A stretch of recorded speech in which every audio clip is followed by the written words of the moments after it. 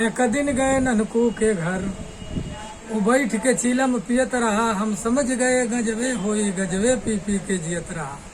वाह वाह वाह। झट देखा, पट से सलाम किया। ननकू जी कहले पानी दा।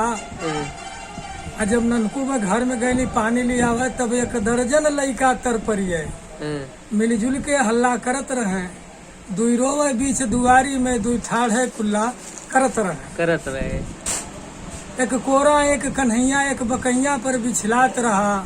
एतनो लइकन पर ये भैया एक पेटवो में जनात रहा। ना बंद करें हल्ला गुल्ला, कुल शोर मचावे खूब हरदम। ननकू से कहले ये भैया कहिया खुलला मुर्गी फार्म।